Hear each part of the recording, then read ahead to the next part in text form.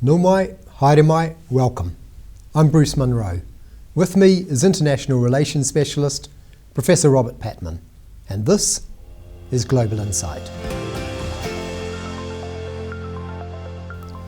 To mark Anzac Day, we're having a look at two military issues, one in our backyard and one on the other side of the world, but both affecting New Zealand.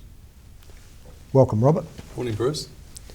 First, I want to ask about AUKUS, this military alliance with Australia, the United Kingdom and the US. The New Zealand government has been invited to join a part of it, the so-called Pillar 2. Yeah. And when our Prime Minister, Chris Luxon, recently returned from a Southeast Asian visit, he declared AUKUS good for the region. What is your take on that? Well, I think that's an example of wishful thinking rather than demonstrated fact. I think what Mr.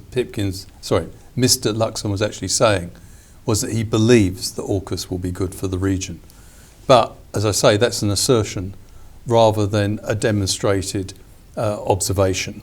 AUKUS was created in September 2021. It was designed, in the words of the three participants, the United States, Australia and the UK, to uphold the international rules-based order in the Indo-Pacific, which was seen as under threat. It wasn't said officially what or who was threatening the international rules-based order, but it's clearly China. So this security partnership, that's what they call it, an enhanced security partnership, is designed to basically counteract China's growing assertiveness and influence in the Indo-Pacific region. It consists of two parts. There's Pillar 1, which involves the transfer of nuclear power submarines to Australia. The delivery of those will not begin till 2033. The second part, or Pillar 2, consists of, and this remains vague, the sharing of cutting-edge defence technology. And we've expressed an interest in exploring that, although Mr. Peters recently said that there's been no commitment so far by the New Zealand government. But the New Zealand government has been taken a position which I think is distinguishable from its predecessor. The government often says, we're simply continuing the process of exploring Pillar 2, which was started by Labour in March 2023. In one sense that's true, but it's fair to say that the rhetoric coming from the government the current government is much more forward-leaning than the previous government. And what is interesting is the government led by Chris Luxon has linked Pillar 2 membership of AUKUS to what it calls ever closer relations with the United States and traditional allies. That linkage wasn't present before. So it's becoming a bit of a benchmark whether we participate in membership of AUKUS, of Pillar 2 of AUKUS, seems to be becoming a bit of a benchmark of our tighter alignment with traditional allies. Right. And the common way of thinking is perhaps the US is the good guy, China is the bad guy. Do we have any option but to join Pillar 2? Oh yes, we have lots of options because unfortunately many people are interpreting the strained international situation as simply a showdown between the US and China. But from our point of view, as a country which is critically dependent on an order based on rules rather than power, there are multiple threats to the international rules-based order. China's one of them. We should have no illusions about China. China's a dictatorship. But New Zealand knew that when it signed a free trade agreement in 2008. So we're wary of China, but we think it's possible to obviously do business with China. It's our biggest trading partner. We don't have to have illusions about China to necessarily join Pillar 2 because there are other threats on the horizon. One threat is Russian expansionism. Another threat is what could be described as US great power exceptionalism, the fact that the United States has persisted in its unconditional support for Israel after the appalling terrorist atrocity of 7th October last year. America's continued to support Israel despite the fact that the United States laments the number of people killed in Gaza, and also despite the fact that 2/3 of the General Assembly, i.e. the rest of the world, want an immediate ceasefire. So from our point of view, lawlessness in Gaza is a threat to our interests. So if you look at it in that way, there are multiple threats. And another issue, which is not hitting the headlines, which is also a threat, is that there are a growing number of international problems which don't respect borders, such as climate change, global pandemics. And those problems can only be solved by self-interested international cooperation.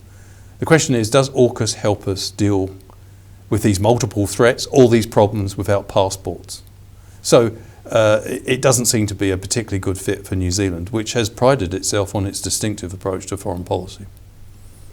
So that's AUKUS in our backyard. On the other side of the world is Ukraine. It's fighting an invasion by Russia under Vladimir Putin. Yeah.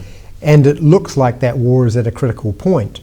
But its distance from us, does that mean it's not really that important for us? No, quite the reverse. I think rather than fixating on Pillar 2 of AUKUS, we should be looking to do more to support a liberal democracy which is non-nuclear, resist a brutal and barbaric invasion by an authoritarian state which is its neighbour, Russia. So we've contributed about 100 million over 2 years in humanitarian and military assistance. I think there is scope for boosting that. And it's no secret that both close allies like Australia and Canada would like to see New Zealand do more on that front. Our support is not confined, by the way, to simply providing humanitarian military assistance. We've also trained very effectively Ukrainian soldiers in locations like the UK and Germany. So I'm not trying to belittle the aid we've got. Both governments, the previous Labour government and the current national-led government, are fully behind national. But I think, as well as diplomatic support, we need possibly to look to increase the existing level of support we're providing. We have a lot of stake in the outcome. We've already seen the cost of living affected by the war in Ukraine.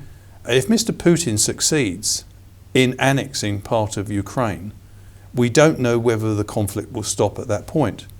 And in addition, it will create, if you like, a global loss of confidence in the importance of rules which govern international relations. After all, if Mr. Putin can convince, or if he can successfully pull off an operation where might is right, that is creating exactly the sort of world that New Zealand would be uncomfortable in. And this is not a sort of academic or diplomatic theoretical exercise. New Zealand trades with more than 100 countries around the world. So we need that rules-based environment so that we can go about our business and keep our country prosperous. So there's a lot at stake here. So how important do you think the next few months are in the war in Ukraine? Very important. We've just heard that the US Congress has finally approved a $61 billion military assistance package for Ukraine. And what's interesting about this package, it won't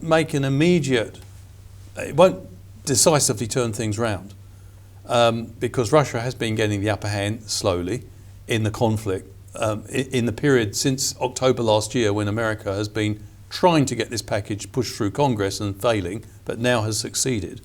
What is really striking about this package, though, it includes weaponry previously denied to Ukraine. For example, there are the Army tactical anti-missile systems called ATACMS, and these are long-range missiles, that is 300 kilometers or more, and the Ukrainians have been asking for these since virtually the first 3 months of the war.